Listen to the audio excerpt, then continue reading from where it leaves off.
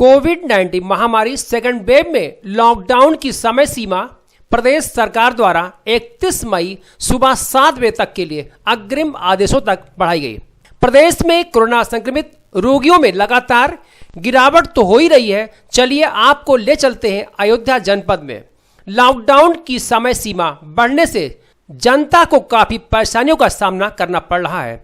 ऐसे में जनपद के सिविल लाइन क्षेत्र में लॉकडाउन का पालन कराने के लिए पुलिस काफी सक्रिय नजर आ रही है।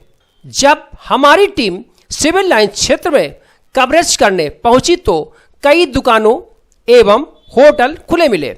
जब टीम तह तक जाकर हकीकत जानने का प्रयास किया तो मालूम हुआ कि चाय कॉफी के एवज में दुकानदार को स्पेशल छूट दे दी गई है। शहर में चुपके से खुले दुकानों पर बिक्री करने वाले 13 दुकानों पर कार्रवाई की गई, जिसमें से 6 दुकानें सीज के साथ साथ 7 दुकानदारों पर कारण बताओ नोटिस जारी किया गया। आरोपी दुकानदारों पर मुकदमा दर्ज करने की भी तैयारी तेज कर दी गई है। आज लगभग 100 दुकानों पर कार्रवाई की गई।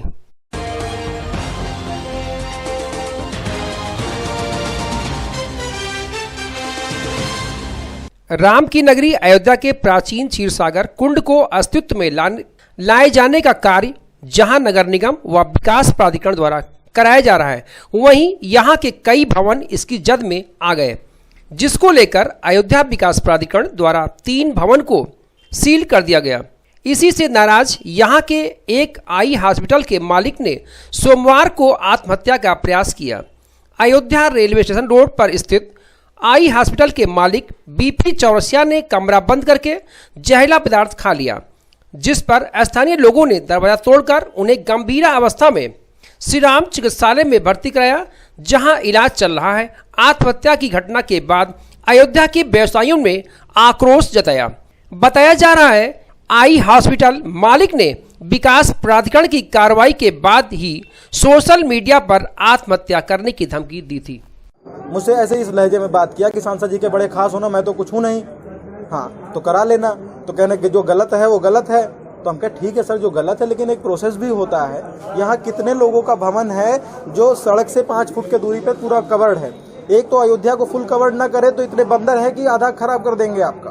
कैसे ना करे भाई, सभी का है। जो लीगल प्रोसेस है आप उससे चलिए। मेरा केवल यही एक विनती है कि आप हमें नोटिस दीजिए, समय दीजिए, तुरंत सील कर दिए। मेरे जमीन के आधे से ज्यादा कागज भी उसी बिल्डिंग में है। अब आप आगे से सील कर दिए, कह रहे हो कागज दिखाओ। बिना की घटना यही थी, आज की घटना ये थी कि मैंने जब कहे कि सांसद जी कहे मिलने को तो आओ मिल लो हमसे, तो हम कहे सर मिलने ही नहीं आए हैं आपको, हम अपना कागज दिखाने आए हैं कि मेरे पास खसरा खतौनी खेवट सब में हम हैं। मेरे पास जो रजिस्ट्री है उस जमीन का मानचित्र पास हुआ है, वो चीज है। भले ही आपको मानचित्र में कोई वो लग रहा है कि भवन उस हिसाब से नहीं बना है, लेकिन मानचित्र तो आपसे पास हुआ है ना, तो आप उसमें वो चीज लगाइए, नोटिस दीजिए मुझे, ये करिए। तो इन्होंने ये कहा कि आपका ये चीज गलत है, ये गड़बड़ है कहा। और वही कहे मिलने आए, हम कहे आपको हम मिलने नहीं आए हैं, आपको हम कागज दिखाने आए। आप मेरा कागज तो देखिए, कहीं सब फर्जी है, आपके सारे कागज फर्जी हैं, बिना देखे सारे कागज फर्जी है। कानून वो तहसीलदार 4-4 पीसीएस अधिकारी के साइन, उस बिल्डिंग पे मेरा लोन भी है।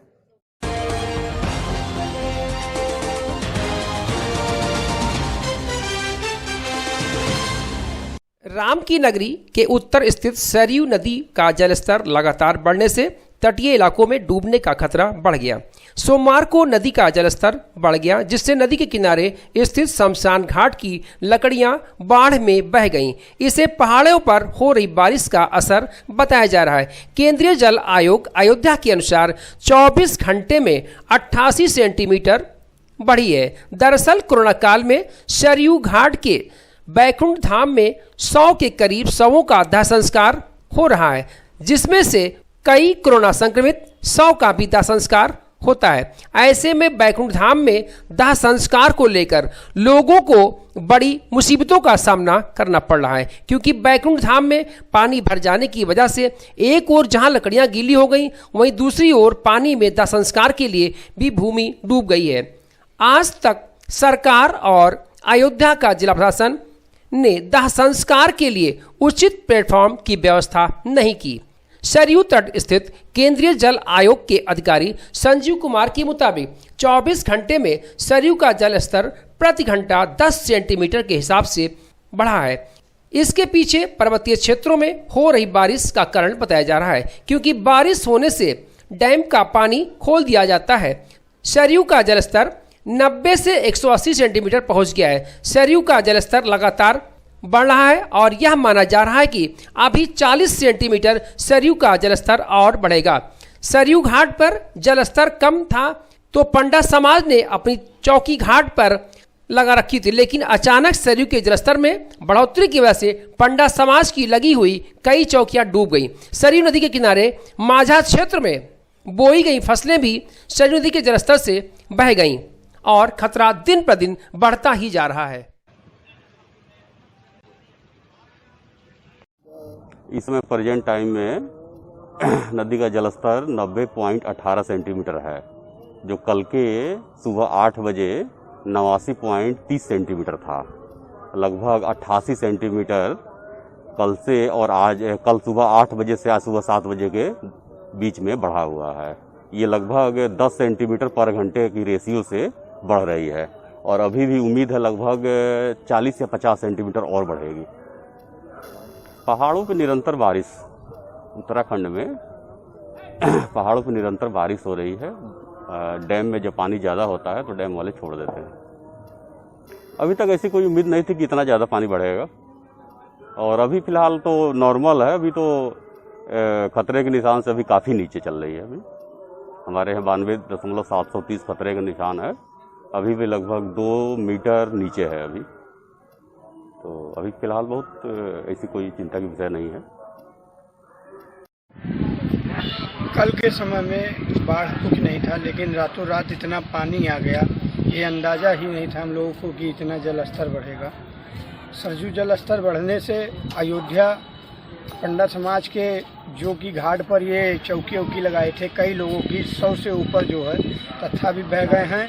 और वहीं दूसरी ओर शमशान घाट पर जो कि लोगों के पास 100 150 कुंटल लकड़ी रहता था, रातों रात उनका पूरा पल्ला और कई टन लकड़ी भी बह गया है। काफ़ी हानि लोगों का हुआ है। शासन प्रशासन से ही मांग करते हैं कि गरीब लोग किसी तरीका गुजारा करते थे, इन लोगों को उचित मुआवजा दिया जाए।